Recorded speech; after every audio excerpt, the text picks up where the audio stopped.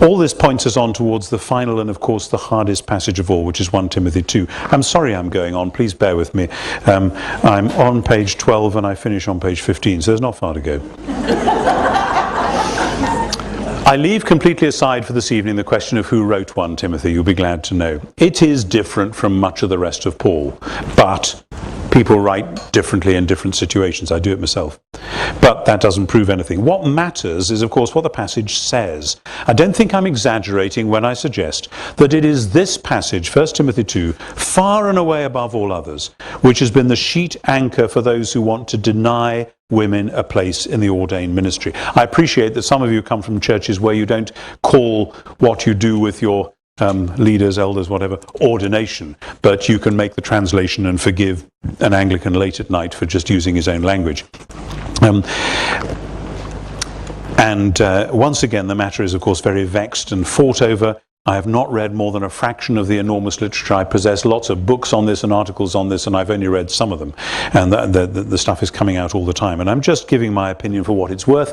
And I want to acknowledge help from another source, Christopher Bryan of the University of the South at Sewanee. I had a very illuminating conversation with him a year or so ago, and he gave me an article which he'd written, and I've actually pilfered stuff from that, and what I'm going to say comes more or less straight out of my little commentary, Paul for Everyone, the Pastoral Epistles, so you can go and read it there again to check whether you really did hear some of the bizarre things I'm going to say.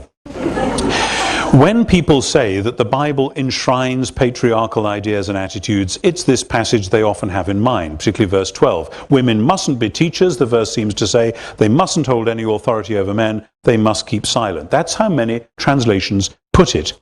I was once reading those verses out loud in a church service, and a woman sitting near the front exploded loudly in anger, to the consternation of the rest of the congregation, even though some of them actually agreed with her anger. The whole passage seems to be saying that women are second-class citizens at every level. They aren't even allowed to dress prettily, for goodness sake. They are the daughters of Eve, and she was the original troublemaker. And the best thing for them to do is to get on and have children and to behave themselves and keep quiet. Well, thanks. That's how most people read the passage in our culture until quite recently. And I fully acknowledge that the different reading I'm going to give you now may sound, to begin with, as though I'm simply trying to make things easier, to tailor this bit of Paul to fit our culture. But there is good, solid scholarship behind what I'm going to say, and I genuinely believe it may be at least pointing in the right direction. And, of course, it has this great advantage that all the other evidence that I've cited points in this direction as well. When you look at strip cartoons and B-grade movies and Z-grade or Z-grade for the Americans among you, and novels and poems, you pick up a standard view of how everyone imagines men and women behave. Men are macho, loud-mouthed, arrogant thugs, always fighting and wanting their own way. Women are simpering, empty-headed creatures with nothing to think about except clothes and jewelry. There are Christian versions of this story as well. The men must make the decisions and run the show and be in the lead and tell everyone what to do, and the women have to stay at home and look after the children. And if you want a biblical backup for this view, well, Genesis 3, Adam would never have sinned if Eve hadn't given in first, and she has her punishment and its pain in childbearing. That's how many, many people have read this. Well, you don't have to embrace every aspect of women's liberation in order to find that interpretation hard to swallow. Sticks in our throat as a way of treating half the human race doesn't fit with the rest of the New Testament, which you've seen. The key to the present passage is to recognize that it is commanding that women too should be allowed to study and learn. Remember Mary? And should not be restrained from doing so, verse 11. They are to be in full submission. This is often assumed to be to the men, to the husbands, but it is at least equally likely that it refers to their attitude as learners of submission to God or the gospel, which of course will be true for the men as well. And then the crucial verse 12 need not be read as, I do not allow a woman to teach or hold authority over a man. That's the translation which has caused so much difficulty. It can equally mean, and in context this makes much more sense, I do not mean to imply that I am now setting up women as the new authority over men in the same way that previously men held authority over women. And this replacing of one authority with another may be what that blessed word authentine, which is a hapax legomenon at the middle of the Greek verse, may actually mean. And why might Paul need to stress this point? Well, there are some signs in the letter that it was originally sent to Timothy while he was in Ephesus, and that's so even if the letter is fictively by Paul. One of the main things we know about religion in Ephesus is that the main religion, the biggest temple, the most famous shrine, was a female-only cult, the Temple of Artemis, who the Romans called Diana. Massive structure. Some of you will have seen the area. It dominated the area, and as befitted worshippers of a female deity, the priests were all women. They ruled the show and kept the men on the side in their place. Now, if you are writing a letter to someone in a small new religious movement with a base in Ephesus, and you wanted to say that because of the gospel of Jesus, the old ways of organizing male and female rules had to be rethought from top to bottom, with one feature being that now the women were to be encouraged to have the leisure to study and to do what Mary was doing and to learn the stuff so that they could in turn be teachers, you might well want to avoid giving the wrong impression. Is the apostle saying, people might wonder, that women should be trained up so that Christianity would gradually become a cult like that of Artemis, with women taking the lead and men being squeezed out?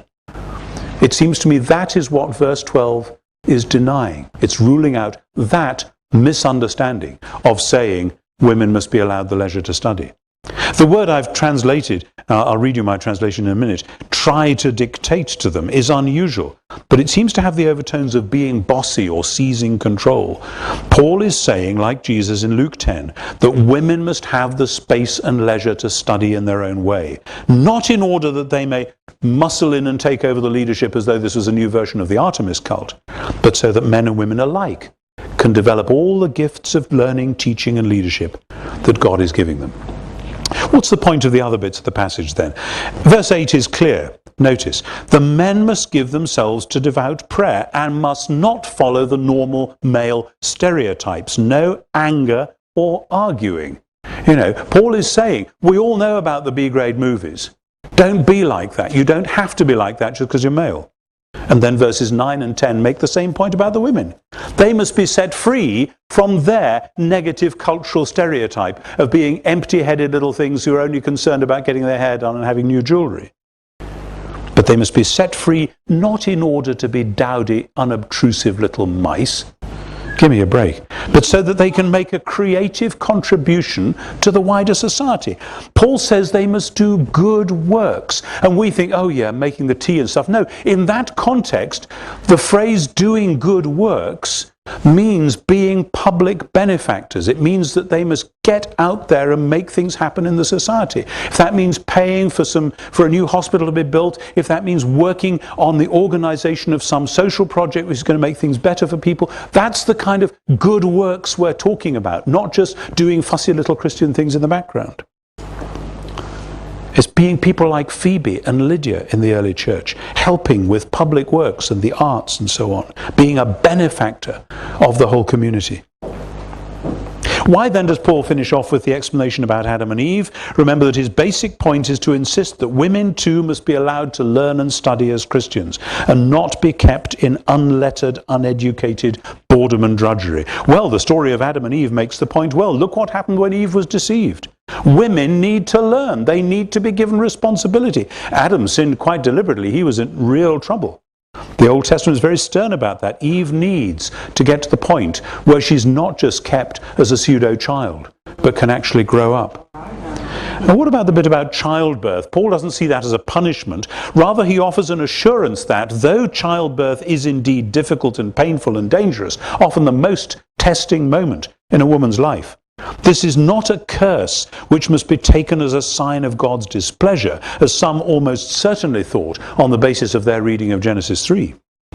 God's salvation is promised to all, women and men alike, all who follow Jesus in faith and love and holiness and patience. And that salvation is promised to those who contribute to God's creation through childbearing, just as it is to everyone else. Remember the ways in which, in many societies, not only in Judaism, and many up to this day, childbearing was thought to be not only dangerous and difficult, but somehow unclean, so that you needed to be cleansed and purified from it.